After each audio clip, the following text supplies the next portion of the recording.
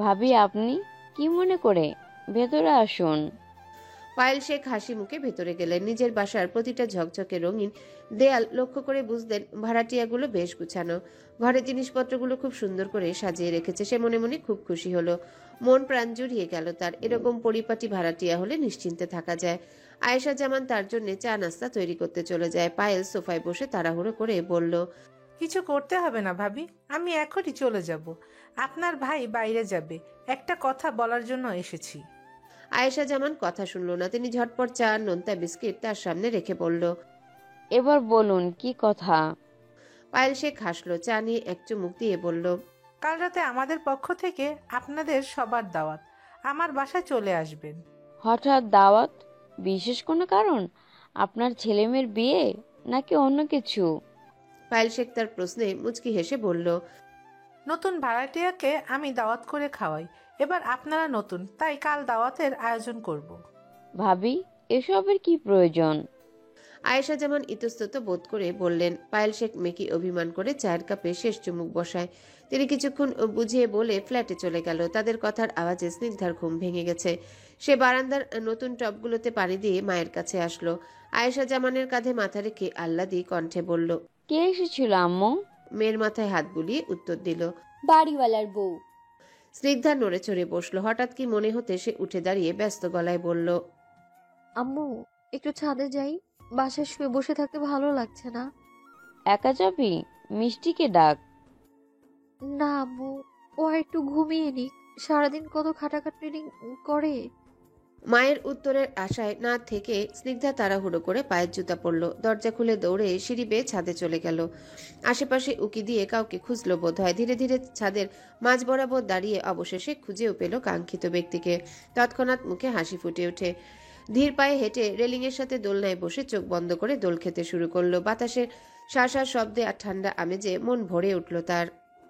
লম্বা ঘন চুলগুলো আজ বাঁধন ছাড়া, তাদের নিজের মর্জিতে এলোমেলো হয়ে সারা মুখে উড়ে বেড়াচ্ছে। কখনো বাতাসের তালে তালে উড়ে যাচ্ছে চারিপাশে। স্নিগ্ধার মনে শান্তি অনুভব হয়। পৃথিবীতে এই সময়গুলো তার থামিয়ে দিতে ইচ্ছে হয়। পাশের বাসার ছাদের আধ খসে পড়া রেলিংয়ে একটা কালো কাক উচ্চস্বরে কর্কশ গলায় কাকা করছে। এটাও যেন এই গোধূলির শেষ বিকেলে স্নিগ্ধার ভালো লাগছে। সে খিলখিল করে হেসে সর্বোচ্চ শক্তি দিয়ে দোল খেতে থাকে। কিছুক্ষণ পর থেমে গেল তার দোলনা। ধীরে ধীরে চোখ খুলতে সে কেঁপে উঠল। তার ঠিক 10 কদম সামনেই অর্ণব শেখ বিষণ্ণ মুখে আকাশের দিকে তাকিয়ে আছে। স্নিগ্ধার দিকে কোনো খেয়াল নেই। এমনভাবে বসে আছে যেন ছেলেটির মনে কত কষ্ট। অর্ণব কপালে ভাঁজ ফেলল। দোলনা থেমে যাওয়ার মাঝে স্নিগ্ধার কানে একটা পুরুষালী কণ্ঠ ভেসে এলো, দোল খাওয়া বন্ধ করলেন কেন? ভালো তো লাগছিল। সামনে বিষণ্ণ আকাশ, পাশে এক চঞ্চল রমণী মনের চোখে দোল খেয়ে যাচ্ছে। স্নিগ্ধা এলোমেলো দৃষ্টি ফেলল। অর্ণব তার দিকে পূর্ণ দৃষ্টি ফেলে মিহি কণ্ঠে বলল, আপনি কি রোজ ছাদে আসেন মিস? স্নিগ্ধা এবার নড়ে চড়ে বসে। অর্ণব হেসে আবারও আকাশের পানে গভীর নয়নে তাকালো। স্নিগ্ধা মাথা নিচু করে ঝিরিঝিরি কণ্ঠে বলল, না, মন খারাপ থাকলে আসি। অর্ণব মুহূর্তে রহস্যময়ভাবে হেসে ওঠে। আকাশের পানে থেকে চোখ সরিয়ে ঘাড় ঘুরিয়ে মেয়েটার দিকে তাকায়। চোখে একরাশ কষ্ট নিয়ে বলল, অর্পণ কি খুব জ্বালাচ্ছে আপনাকে? স্নিগ্ধার কপালের ভাঁজ গাঢ় হলো। সে দোলনা থেকে নেমে এগিয়ে গেল অর্ণবের কাছে। ছেলেটির একটু দূরে রেলিংয়ে ঠেস দিয়ে দাঁড়িয়ে জানতে চাইল। হঠাৎ এই প্রশ্ন? আজ অর্ণব কালো টি শার্ট আর সবুজ ট্রাউজার পরেছে। ফর্সা গায়ে কালো রং যেন আরো ফুটে উঠেছে। ছেলেটার হাতে একটা দামি ঘড়ি। চোখের মোটা ফ্রেমের চশমাটা ঠিকঠাক করে সে মেয়েটার চোখে চোখ রেখে বলল, কারণ প্রতিটি মেয়ের সাথে ওর কাকতালীয়ভাবে দেখা হয়েছে, আর মেয়েটিকে জ্বালিয়ে অতিষ্ঠ না করা অবধি ও পেয়েছে ছাড়ে না। আমি কি ভাবছি জানেন? হয়তো আমার ভবিষ্যৎ বউয়ের সাথে অর্পণের সাক্ষাৎ হয়ে গেছে। স্নিগ্ধা এবার খিলখিল করে হেসে উঠল। মুখে হাত চেপে হাসি থামানোর চেষ্টা করছে। অর্ণব নিজেও বাঁকা হাসে। মেয়েটার হাসি হাসি চোখে তাকিয়ে আনমনে বলল, কাল থেকে রোজ এই চোখ দুটোতে কাজল লাগাবেন, তাদের যে কাজল ছাড়া খালি খালি লাগে। স্নিগ্ধার হাসি তৎক্ষণাৎ থেমে যায়। সে হতবিহবল হয়ে অর্ণবের মুখের দিকে পূর্ণ দৃষ্টি ফেলে। লোকটা কেমন করে অপলক তাকিয়ে আছে। লজ্জা পেয়ে চোখ নামিয়ে ফেলল স্নিগ্ধা। কপালে আর গালে এলোমেলো ছড়িয়ে পড়া চুলগুলো কানে গুজে লজ্জা মুখে বলল, আপনার ভাইকে ট্রেনিং দিবেন, সে যেন ঠিক আপনার মতোই ভদ্র হয়। যমজ হয়েও এত পার্থক্য বেবারার লাগে, কেউ বিশ্বাস করতে চাইবে না সে আপনার ভাই। অর্ণব কানেও নিল না সেই কথা। সে উঠে স্নিগ্ধার নিকট দাঁড়ালো। শটানভাবে দাঁড়িয়ে ট্রাউজারে 2 হাত গুজে গম্ভীর কণ্ঠে বলল, কাল থেকে রোজ চোখে কাজল লাগাবেন তো? আজ কেন জানি স্নিগ্ধার লজ্জা করছে, গাল দুটি রক্তিম বর্ণ ধারণ করছে ধীরে ধীরে। সে এলোমেলো দৃষ্টি ফেলে আমতা আমতা করে বলল, জানি না, সন্ধে হয়ে আসছে, যেতে হবে আমায়। কথা বলেই হনহনিয়ে মেয়েটা এক প্রকার পালিয়ে গেল। অধর বাকিয়ে হাসলো অর্ণব। চোখের চশমাটা খুলে টি শার্ট দিয়ে মুছলো। এরপর চোখে পড়ে গুনগুনিয়ে গান গেয়ে সিঁড়ি বেয়ে নামলো। তৃষ্ণা আজ বায়না ধরেছে পরিবারের সবার জন্য মোগলাই আর আলু পরোটা করবে। সেই থেকে মায়ের সাথে এক প্রকার যুদ্ধ করে তৃষ্ণা রান্নাঘরে যায়। পায়েল শেখের এক কথা, তৃষ্ণা পারবে না বানাতে, উল্টো রান্নাঘরের 12টা বাজাবে। সঙ্গে আগুন লাগিয়ে ছাড়বে এই অকর্মা জেদি মেয়েটি। তিনি মেয়ের সঙ্গে উচ্চস্বরে চেঁচামেচি করছেন। তৃষ্ণা মায়ের বকাঝকা তোয়াক্কা না করে আটা মাখছে। জামিল শেখ মিটিং শেষে আরাম করছে বিছানায়। মেয়ে আর বইয়ের ঝগড়া শুয়েই উপভোগ করছেন তিনি। মিটমিটি হেসে দীর্ঘশ্বাস ফেলল অর্ণব। বাসার ভেতরে এই অবস্থা দেখে তৃষ্ণার উদ্দেশ্যে বলল, দেখে শুনে রান্না কর নবাব জাদি, আবার আগুন লাগিয়ে দিস না। মোগলাই কি আদৌ খাওয়ার যোগ্য হবে? পায়েল শেখ চেঁচামেচি করে ওঠে, ঘন্টা খাওয়াবে তোর বোন, আমার রান্নাঘর শেষ করে ছাড়বে। যে কিনা প্লেট ধুয়ে ভাত খায় না, সে রান্না করবে? ও মরণ! তৃষ্ণা মায়ের কথায় তুমুল প্রতিবাদ করল। ব্যাস হয়ে গেল। অর্পণের নাম শুনে হাইপার হয়ে গেল পায়েল শেখ। মেয়েকে সহ অর্পণকেও বকাঝকা শুরু করলো। মুহূর্তে বাসায় শুরু হলো হাই হ্যালোর। অর্ণব শেখ বিরক্ত হয়ে গটগট পায়ে হাঁটা দিল রুমের দিকে। এখানে থাকা মানে বোন আর মায়ের চিল্লাচিল্লি সহ্য করা। দিন দিন এই বাসা যেন মাছের বাজারে পরিণত হচ্ছে। সবই ওই ওই অর্পণের জন্যে। আজ আসুক বেটা, মেরে জেলে পুরে দিলেই সোজা হয়ে যাবে, বখাটেপনা বের হবে। অর্পণ রাত 12টার পর বাসায় ফিরল। এক জায়গায় ফুটবল খেলা থাকায় তুষিব আর রনিকে নিয়ে সেখানে যায়। খেলা রাত 10টার আগে শেষ হলেও এলাকায় আড্ডা দিতে দিতে দেরি হয়ে গেল। সে বাসার নিচে বাইক থামিয়ে অর্ণবকে কল করলো। বেচারা ছেলেটা ছিল ঘুমিয়ে। তার কাঁচা ঘুমকে 12টা বাজে উচ্চস্বরে বলল, অর্ণবের বাচ্চা এই মতো গেট খোল, মশার কামড়ে দাঁড়াতে পারছি না। অর্ণব রেগে মেগে উঠে বসে রুমের লাইট জ্বালিয়ে বিশ্রী গালাগাল দিয়ে বলল, তুই ওখানে পচে মর শালা, আমি গেট খুলবো না। কুত্তারে তুই খুলবি নাকি গেট ভেঙে ফেলবো? দারোয়ান কিন্তু গেটের ভেতরে ঘুমাচ্ছে। তবুও অর্পণ তাকে না ডেকে নিজের ভাই নামক শত্রুকে ঘুম থেকে উঠালো।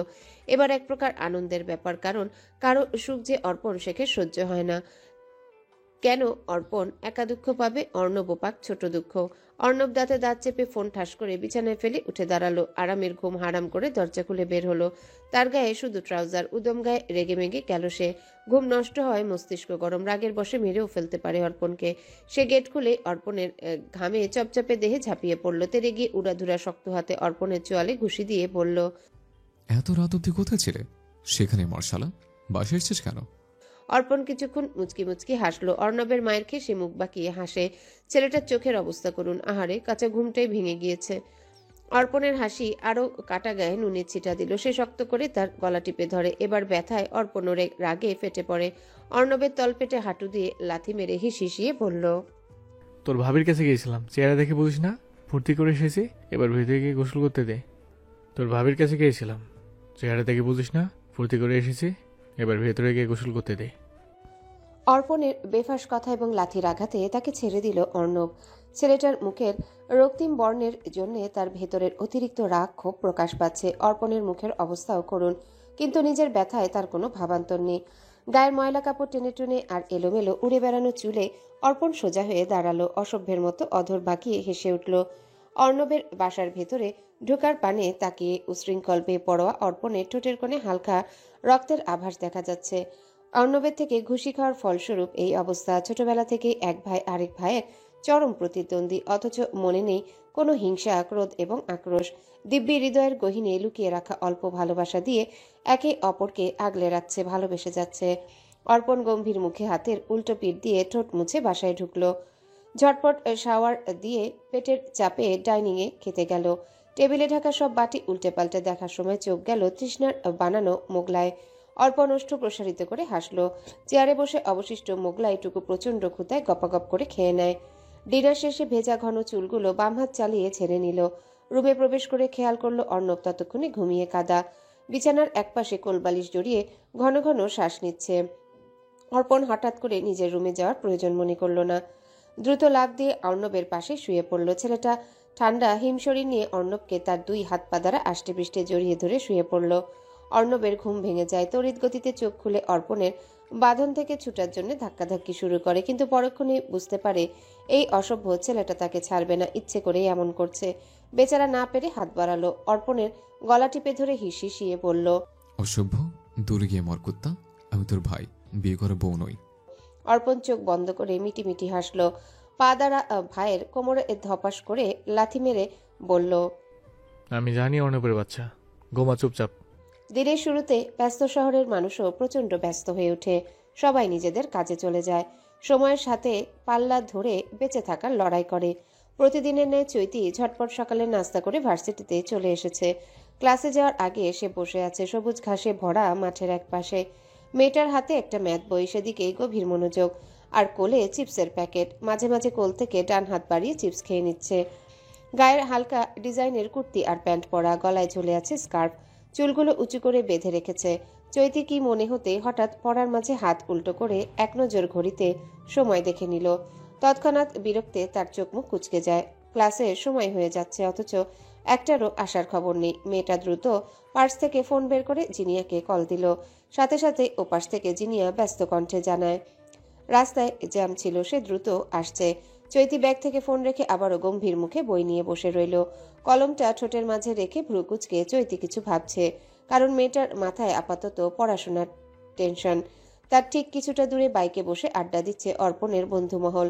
ছেলেটার চোখ দুটি বন্ধ, দুহাত আড়াআড়ি ভাবে বুকে গুজা, পায়ের উপর পা তুলে নাচাচ্ছে। তুষিব ঠিক তার পেছনে দাঁড়িয়ে মাথার চুল টেনে দিচ্ছে। সকলের মুখেই লেগে আছে বিস্তর হাসি। বিভিন্ন টপিকে আড্ডার তালে হেসে যাচ্ছে তারা, নেই কোনো টেনশন, শুধু জীবনটা উপভোগ করার আনন্দ। তাদের এই মিষ্টি আড্ডার মাঝে হঠাৎ ত্রিধা সামনে তাকিয়ে লজ্জা লজ্জা মুখে উচ্চস্বরে বলল, ওই দেখ, রিয়াদ স্যার যাচ্ছে। স্যারকে ফর্মাল ড্রেস আপে দেখে আমি নর্দমে ভেসে যাচ্ছি দোস্ত। কিউট বাচ্চাটা আমার। মেয়েটার কথায় উপস্থিত সবাই হু হু করে হেসে উঠল। শিহাব ত্রিধার মাথায় চাটি মেরে রসিকতার ছলে বলল, তোর দুষ্ট চোখ দুটি বন্ধ কর, ওই রকম নষ্ট চোখ নিয়ে ঘুরিস কিভাবে? স্যারকেও রেহাই দিলে না? ত্রিধা দাঁত কটমট করে তাকালো। শিহাবের দিকে তেড়ে যেতেই পৃথা আটকালো, কিন্তু মেয়েটা কাঁধের ব্যাগ শক্ত করে ধরে লজ্জারাঙা চোখে দূরে হেঁটে চলা রিয়াদ স্যারের দিকে তাকিয়ে বলল, আমি ক্লাসে যাচ্ছি, তোরা আয়। কাউকে কোনো উত্তর দেওয়ার আগেই ত্রিধা ছুটে চলে গেল রিয়াদের দিকে।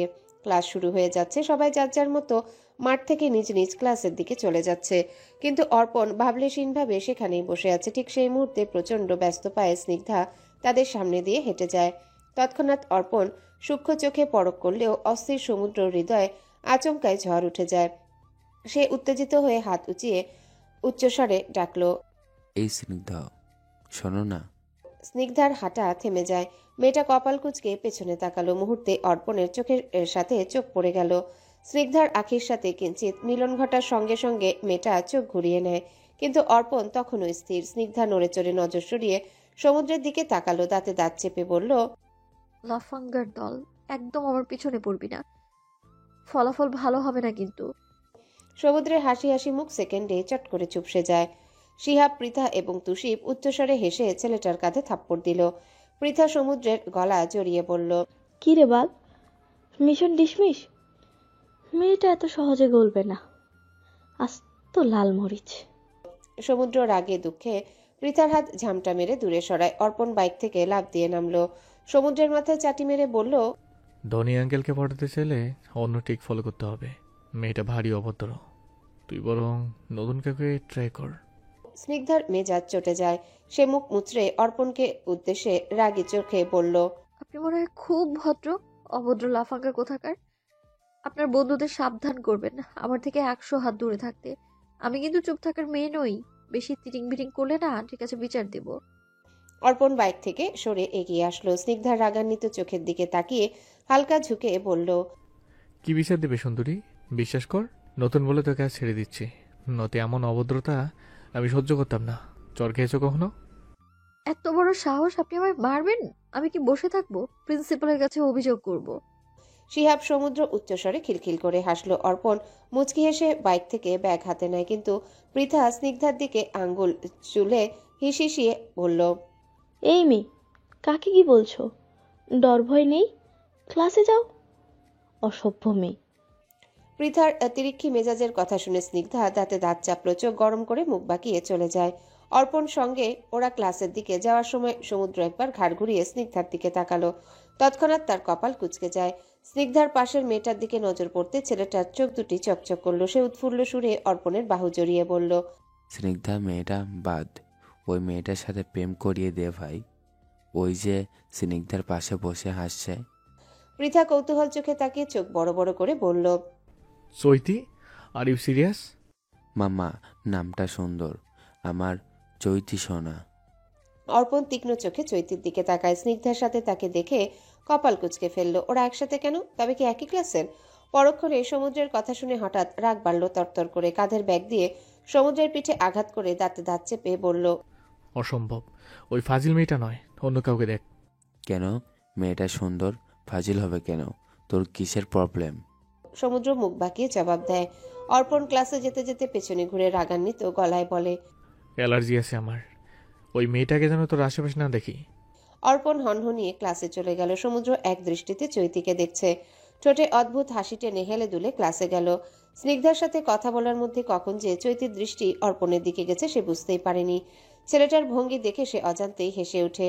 খামখেয়ালি বশত তার পাশে স্নিগ্ধার দৃষ্টিও ছেলেটির দিকে। এক অদ্ভুত মহিমায় দুটি মেয়ের চোখই একই ব্যক্তিকে দেখে যাচ্ছে। হঠাৎ তাদের ভাবনায় ছেদ পড়ল শ্রাবণের ডাকে। চৈতির পাশে ধপ করে বসে বলল, কখন এসেছিস? ভাবনায় ছেদ পড়ে চমকে ওঠে দুজনাই।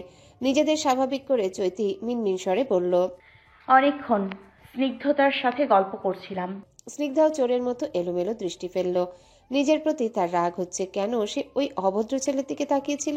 কি আছে ছেলেটার ভিতর? চুম্বক জাতীয় কিছু? স্নিগ্ধা নড়ে চড়ে নিজেকে সামলে শ্রাবণকে বলল, হিমু আসছে না কেন? শালী নতুন বয়ফ্রেন্ড নিয়ে ব্যস্ত। কি বলিস? ওর কবে বয়ফ্রেন্ড হলো? চৈতি কৌতূহল চোখে প্রশ্ন করলো। শ্রাবণ ওর মাথায় চাটি মেরে বলল, দূর পাগল, এমনি বললাম। চৈতি হঠাৎ ব্যাগ থেকে দুটো চকলেট বের করলো। শ্রাবণকে দিয়ে বলল, আমার তরফ থেকে চকলেট। শ্রাবণ খুশিতে গদগদ হয়ে চকলেটের প্যাকেট খুলে খাওয়া শুরু করলো। চৈতি হেসে আরেকটা চকলেট স্নিগ্ধার হাতে দিয়ে বলল, তোমার জন্য। শ্রাবণ চকলেট খেয়ে চৈতিকে ক্লাসে যাওয়ার জন্য বলল। চৈতি হেসে উঠে দাঁড়ায়। স্নিগ্ধা চকলেট হাতে নিয়ে উল্টে পাল্টে উদাসীন কণ্ঠে বলল, চৈতি, তুমি আমার ফ্রেন্ড ভাবো না? কেন বলো তো? বন্ধুকে তাহলে কেউ তুমি করে ডাকে, ওদের তো তুমি করে বলো না। চৈতি হাঁটার মাঝে ঠিক করে হেসে দাঁড়িয়ে পড়ল। ক্লাসে ঢোকার আগে স্নিগ্ধার গলা জড়িয়ে ধরে হেলে দুলে বলল, এই ব্যাপার তুইও জিনিয়া হিমুর মতো আমার বেস্টি, ওকে? এবার ক্লাসে যা, আবার দেখা হবে। আজ থেকে স্নিগ্ধা আমার বেস্টি। শ্রাবণের মুখ ফুলিয়ে কথায় ওরা দুজনাই হেসে উঠল। চৈতি ছেলেটার মাথায় বই দিয়ে বাড়ি মেরে বলল, ঠিক বলেছিস, তুই আমার শ্রাবণ মাস। স্নিগ্ধা খিলখিল করে হাসলো।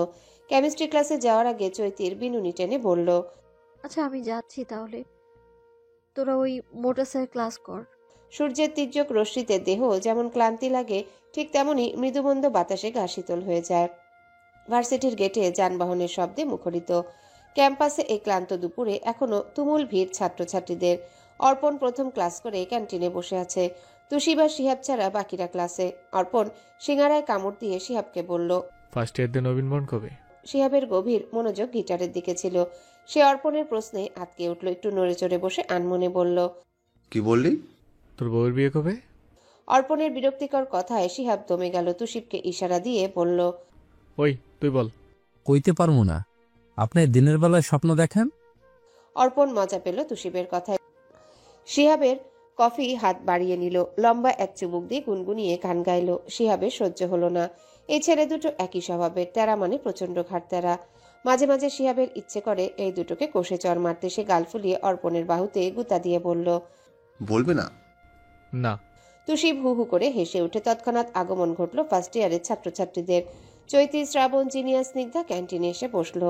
স্নিগ্ধা চঞ্চলতার সহিত সবার জন্য কফি নিয়ে এসে বলল, আজ মার্কেটে যাবি? সবাই মিলে চল, মজা হবে তাহলে। জিনিয়া তৎক্ষণাৎ নাকচ করে দেয়। ভাড়া বাসায় থাকায় দেরি করা যাবে না। চৈতি রয়ে শয়ে কফিতে চুমুক দিয়ে বলল, আমার কিছু কেনার দরকার নেই, তাছাড়া বিকেলে টিউশন আছে। স্নিগ্ধা, অন্যদিন যাই। স্নিগ্ধা মুখ গোমড়া করে কিছু বলার জন্য মুখ খুলল। তৎক্ষণাৎ শ্রাবণ স্নিগ্ধার পাশে বসে উৎফুল্ল সুরে বলল, তোর সাথে আমি যাব।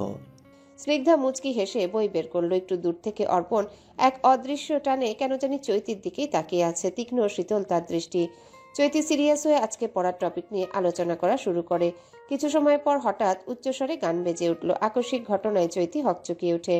শিহাব এবং অর্পণ উচ্চস্বরে গলা ছেড়ে গেয়ে যাচ্ছে। চুমকি চলেছে একা পথে, সঙ্গী হলে দোষ কি তাতে, রাগ করো না সুন্দরী গো, রাগলে তোমায় লাগে আরো ভালো, চুমকি চলেছে একা পথে, সঙ্গী হলে দোষ কি তাতে। চৈতি ভয়ে তৎক্ষণাৎ পেছনে ঘুরে তাকায়। অর্পণ খেয়াল করলো সূক্ষ্ম চোখে বাঁকা হেসে ভ্রু নাচি উচ্চস্বরে বলল, চুমকি বসেছে আমার সামনে, সঙ্গে বসলে দোষ কি তাতে। স্নিগ্ধার মুখের বদন কঠিন হতে কঠিন। এই বেয়াদব কাকে মিন করছে সে চৈতির পানে তাকাতে চট করে বুঝে গেল।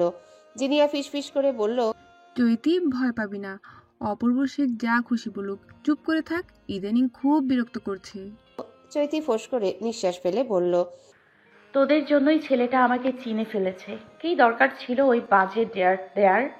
জিনিয়া এবং শ্রাবণ অসহায় চোখে তাকে সান্ত্বনা দিল। তবে স্নিগ্ধা জিনিয়ার কথা শুনে ফুঁসে উঠল। সে চৈতির হাত নিজের মুঠোয় নিয়ে বলল, একদম ভয় পাবি না। ওই ছেলেকে ভয় পাওয়ার কি আছে? ওকে আমার কাছে খুব ভালো করে চেনা হয়ে গেছে। অভদ্র কোথাকার, ওর সাথে ছেলেটাও এক নম্বরে বেয়াদব। চৈতি হতভম্ব দৃষ্টিতে অর্পণের দিকে ফের তাকালো। ছেলেটা মাথার চুল এলোমেলো ভঙ্গিতে পেছনে ঠেলে বসে আছে। তার ঠোঁটের শয়তানি হাসি ও রহস্যময় ধারালো চোখ দুটি অপলক চৈতির ভয়ার্ত মুখে স্থির। চৈতির অসহায় মুখখানা দেখে মনে মনে বাঁকা হাসল সে। পাশে বসে আপন মনে শিহাব গিটার চালাচ্ছে। শ্রাবণ এই কয়েকদিনে অর্পণের ডিটেলস কালেক্ট করে বুঝেছে ছেলেটা ভয়ানক গ্যাঞ্জাম পাকানোর ওস্তাদ। তাই কিছু বলতেও পারছে না। তবে চৈতিকে সাহস দেওয়ার জন্য আবারও বলল, চল বাসায় চলে যাই, মেসেঞ্জার গ্রুপে এই টপিক নিয়ে আলোচনা করব। স্নিগ্ধাও তার কথায় সায় জানায়। চৈতি ঘাড় ঘুরিয়ে শ্রাবণের দিকে তাকালো। হালকা ঢোক গিলে বলল, সমস্যা নেই, আরও কিছুক্ষণ বসি। হোস্টেলে একা একা ভালো লাগে না। কিন্তু শ্রাবণ কথা শুনতে রাজি নয়। সে স্নিগ্ধাকে তাড়া দিয়ে চৈতির ব্যাগ হাতে নিল। ক্যান্টিন থেকে বেরিয়ে যাওয়ার জন্য পা বাড়ালো। চৈতি বিরক্ত মুখে জিনিয়ার সাথে পেছন পেছন যাওয়ার সময় তার কানে এক পুরুষালী কণ্ঠ ভেসে আসে, পালাচ্ছিলে কেন মেয়ে? আমি তো গান গাইছিলাম, তাছাড়া তুমি কি চমকি? চৈতির পা তৎক্ষণাৎ থেমে যায়। অর্পণের কথার জবাবে সে চুপ করে রইল। এলোমেলো দৃষ্টি ফেলে মিনমিনে স্বরে বলল, অবশ্যই না, আমাকে হোস্টেলে ফিরতে হবে, তাই যাচ্ছি। আপনারা এখন শান্তিতে আড্ডা দিন, আরও গান গাইতে থাকুন। তুমি না থাকলে জমে চমকি। অর্পণ চেয়ারে গায়ে এলিয়ে দিয়ে রসিয়ে রসিয়ে বলল।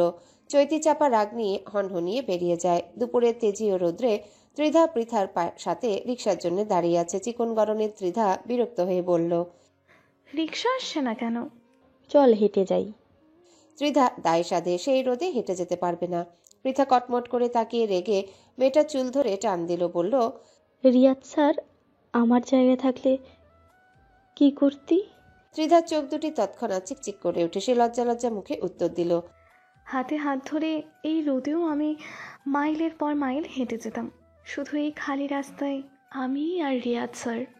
পৃথা জানতো মেয়েটা এমনই বলবে। এই কয়েক মাসে রিয়াদ স্যারকে নিয়ে ত্রিধার জন্য মুগ্ধতা। সারাক্ষণ রিয়াদ স্যার করে মুখে ফেনা তুলে।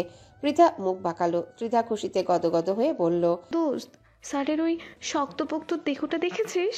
ভাই, প্রথম সেদিন ভার্সিটিতে পা রাখলো ওই দিনই আমি ফিদা। ওই যে স্যারের দুটি গোলাপি ঠোঁট, যখন কথা বলার সময় ঠোঁট দুটো নড়াচড়া করে, আমি তো কল্পনায় হারিয়ে যাই। ভাবতে থাকি একদিন ওই ঠোঁটের স্পর্শ শুধুমাত্র আমিই পাবো। ইস, আমি আর ভাবতেই পাচ্ছি না রিয়াজ স্যার কি জাদু করলেন আপনি। শেষের কথাগুলো একটু জোরেই বলল ত্রিধা। খুশিতে মেয়েটা হেলে দুলে ঠোঁট টিপে হাসছে। পৃথার পানে তাকাতেই তার দম বন্ধ হয়ে যায়। সে চোখ বড় বড় করে শক্ত করে দাঁড়িয়ে রইল, কারণ রিয়াদ স্যার চোয়াল শক্ত করে পৃথার পেছনে দাঁড়িয়ে আছে। ওই কঠিন চোখ দুটি দূর থেকে যেন মেয়েটাকে শাসিয়ে যাচ্ছে। ত্রিধা কাঁদো কাঁদো মুখ করে মাথা নত করে রাখলো। নিশ্চয়ই স্যার সব শুনে ফেলেছে। ছি, কি যে ভাবছে তাকে নিয়ে। তার ইচ্ছে করলো এই মুহূর্তে গাড়ির নিচে চাপা পড়তে। সে পৃথাকে বাহু নিয়ে ধাক্কা মেরে বলল, দোস্ত, ফেঁসে গেছি। পৃথা বিরক্ত গলায় জানতে চাইল, কিভাবে? স্যার সব শুনে ফেলেছে, তোর পেছনে স্যার। এখন আমি কোথায় লুকাবো পৃথা? সর্বনাশ হয়ে গেল, কি করি আমি? পৃথার চোখ বড় বড় হয়ে যায়। ধীরে ধীরে ভয়ে পেছনে ঘুরতেই দেখলো স্যার একটা রিকশায় উঠছে। চোখ দুটি তখনও ত্রিধার দিকে স্থির, তবে সেই দৃষ্টিতে কোনো কঠিনতা নেই। কেমন অদ্ভুত ভঙ্গিমায় তাকিয়ে আছে শীতল ও স্বচ্ছ চোখের দৃষ্টি। দেখে বোঝার উপায় নেই তিনি রেগে আছেন নাকি শান্ত। কেমন ঘোরের মাঝে এক দৃষ্টিতে তাকিয়ে আছেন। পৃথা গলা খাকড়ি দিয়ে ত্রিধার কানে কানে বলল, স্যার আসলেই সব শুনে ফেলেছে, তোর দিকে এখনো তাকিয়ে আছে, সামনে দেখ। ত্রিধা চোরা চোখে ভয়ে ভয়ে সামনে তাকায়। তৎক্ষণাৎ চোখে চোখ পড়ে যায় দুজনার। হালকা ঢোক গিলে কাদো কাদো করলো মুখটা। রিয়াজ স্যার রিক্সা দূরে চলে যাওয়ার পরও হঠাৎ পেছনে ঘুরে কপাল কুঁচকে তাকালো তাদের দিকে। গ্রামের ভীতু সহজ সরল মেয়েটি এক আকাশ সম স্বপ্ন আশা সাহস নিয়ে পা রেখেছিল ঢাকা। মনে প্রাণে ছিল বিশ্বাস। ছোট থেকে যে বাবা মা আশেপাশের মানুষের কটূক্তি শুনেছে, তাচ্ছিল্য হজম করেছে, এগুলোর মূল্য তাকে দিতেই হবে। মাধ্যমিক পরীক্ষার পরে চৈতির বিয়ের জন্য তোড়জোড় শুরু করে। প্রতিটা মেয়ের জীবনের বড় শত্রু ঘটক নামক ব্যক্তির আনাগোনা বেড়ে যায় তাদের বাড়িতে। বেশ মোটা অঙ্কের টাকা দিতেও পাত্রপক্ষরা রাজি, কিন্তু প্রতি সম্বন্ধে বাদ সাধে তার বাবা মা। তেজি এবং শক্ত গলায় বলে, অভাব অনটনে না খেয়ে থাকলেও মেয়েকে অল্প বয়সে বিয়ে দেবে না, বরং তার মেয়ে অনেক পড়াশোনা করে ভালো একটা পদে চাকরি করবে। এসব কথায় প্রতিবেশী গ্রামের লোক তুচ্ছতাচ্ছিল্য করতেও বসে থাকেনি, নাক সিটকে বলেছে, এত টাকা খরচ করে মাইয়া মানুষের বেশি পড়াশোনা করতে হয় না, তখন বিয়া দেওয়া কঠিন হইব। চৈত্রী এখন কিশোরী, সুন্দরী ও চোখ ধাঁধানো নারী। এই সময়ে একেবারে সঠিক সময় বিয়া দেওয়ানের। কয়েক বছর পর বয়স হইলে ভালো পাত্র পাওয়া যাইব না, তখন পাওস্তাইবা, বুড়া বেটাও খুঁজতে হইব হারিকেন দিয়া। আরিফা বেগম তাদের মুখের উপর কিছু তিক্ত ঝাঁঝালো কথা শুনিয়ে দিতেই তারা নাকমুখ বিকৃত করে চলে গেছেন। দৈনন্দিন কত শত মানুষের জঘন্য কথা শিকার চৈতি। গ্রামের মানুষগুলো কুড়িতে বুড়ি হওয়া মেয়েগুলোকে সহ্য করতে পারে না। বাবা মায়ের থেকে তার সকাল বিকাল সেই মেয়েগুলোর বিয়ের চিন্তায় কাঠ হয়ে যায়। মুখে ফেনা তুলে ফেলে বিয়ে বিয়ে করে। চৈতির এত দুরাশা কখনো সম্ভব হতো না যদি তার দুপাশে মমতাময়ী মা এবং আদর্শ বাবা না থাকতো, যারা মেয়ের স্বপ্ন পূরণের জন্য হাজার কষ্ট সহ্য করেছে। ঘরে বাজার না থাকলেও চৈতির কলেজের বেতন হাতে তুলে দিয়েছেন। আশেপাশে কারো কথা তোয়াক্কা না করে মেয়ের মাথায় ভরসার হাত রেখে সাহস দিয়েছে এগিয়ে যাওয়ার। তার বাবার বিশ্বাস ছিল এই মেয়েই তার সম্মান বাড়াবে। লোকে যাই বলুক, তার মেয়ে খুব মেধাবী, উল্টোপাল্টা কোনো সঙ্গ ছিল না, সারাক্ষণ মন্ত্র থাকতো পড়াশোনায়। সেই চৈতি আজ পেরেছে বাবা মায়ের আশা অল্প পূরণ করতে। ঢাকা বিশ্ববিদ্যালয়ে চান্স পেয়ে পাড়াপড়শিকে দেখিয়ে দিয়েছে। চৈতি একজন কঠোর পরিশ্রমী মেয়ে। ছোটবেলা থেকেই সে বাবা মায়ের ভালোবাসা অভাবের মাঝেও দৃঢ় বন্ধন দেখে এসেছে। হয়তো তাদের কারি অর্থ নেই, তবুও ওই টিনের ঘরে অদ্ভুত এক শান্তি আছে, যেখানে বাবা তাকে আদর করে খাইয়ে দিত। বাজার থেকে বাদাম বিস্কুট এনে উঠোন থেকে উচ্চস্বরে ডাকত, চৈতিমা কই তোরা। চৈতি দৌড়ে এসে বাবার হাত থেকে আগে বাজারের ব্যাগ নিজের কাছে নিয়ে ঘরে যেত। পেছন পেছন ছোট ভাই সাইমনও ঘরে ঢুকে দুজনের মধ্যে তুমুল ঝগড়া শুরু হতো। বাবা কার জন্যে মজা এনেছে এই নিয়ে। তার মা মাটির চুলে রান্না বসিয়ে সেখান থেকে চেঁচিয়ে লাকড়ি নিয়ে তেড়ে যেত। চৈতির পিঠে ধপাধপ কয়েক ঘাতিতে সাইমন এক দৌড়ে বেরিয়ে পড়তো রাস্তায়। অন্য সব মেয়ের মতো চৈতি আদরে আহ্লাদি হয়ে বড় হয়নি। সে বড় হয়েছে মায়ের হাজারো বকাঝকা মায়ের খেয়ে। মায়ের সাথে জমির ফসল ঘরে তোলার কাজও করেছে, এসব তার কাছে সাধারণ বিষয়। সারাক্ষণ বাবা মায়ের মাথার উপর বসে খায়নি সে, অতিরিক্ত ঢংও দেখেনি। তার দুই চোখ অনেক বাস্তবতার সাক্ষী হয়েছে। মায়ের সর্বক্ষণ পরিশ্রম কষ্ট দেখে বড় হয়েছে। তার তো এই ব্যস্ত বিলাসিতার শহরে এসে অতীত ভুলে বাবা মায়ের কষ্টের টাকা নষ্ট করার প্রশ্নই ওঠে না। সে সর্বোচ্চ চেষ্টা করবে নিজের খরচ নিজে চালাতে। যদি আল্লাহ সহায় হন, তাহলে সাইমনের হাত খরচের কথাও সে ভেবে দেখবে। তার জীবনটা আজ এত রঙিন শুধুমাত্র ওই কঠোর পরিশ্রমী দুটি মানুষের জন্যে। চৈতির এসব ভুলে গেলে চলবে না। রংচঙের শহরে হাজার হাজার মানুষের আনাগোনা, সেসব ইগনোর করে এগিয়ে যেতে হবে লক্ষ্যে। চৈতি জানে সেই লক্ষ্যে পৌঁছাতে পদে পদে কঠিন রাস্তা পার করতে হবে। তবেই একদিন সুদিন আসবে, তার নিজের একটি ঘর হবে। সেই ঘরে বাবা মাকে স্থান দিবে চৈতি। ম্যাম, আমার পড়া কমপ্লিট, আপনি জলদি ছুটি দিন। স্টুডেন্টের চেঁচানো কণ্ঠে চৈতি নিজের অতীতের কিছু মিষ্টি হাহাকার, আফসোস এবং শান্তির স্মৃতি থেকে বেরিয়ে আসে। কল্পনার জগতে হঠাৎ বেঘাত সৃষ্টি হওয়ায় মেয়েটি অন্তর চমকে উঠে। আশেপাশে নজর বুলিয়ে নিজের অবস্থান বুঝতে পেরে সে দীর্ঘশ্বাস ফেলল। মিস ইউ মা, আব্বা। ক্ষীণ কণ্ঠে বলে সামনে বসা পিচ্চি ছেলেটার মাথার চুল ডান হাতে এলোমেলো করে মৃদু হেসে বলল, হ্যালো বন্ধুরা, পরবর্তী পার্ট খুব তাড়াতাড়ি আসবে, তো সবাই অপেক্ষায় থাকো। আর চ্যানেলটি যারা এখনো সাবস্ক্রাইব করোনি, তারা পরবর্তী পার্ট দেখার জন্য চ্যানেলটি সাবস্ক্রাইব করে রেখো। ধন্যবাদ সবাইকে, আমাদের সাথেই থেকো।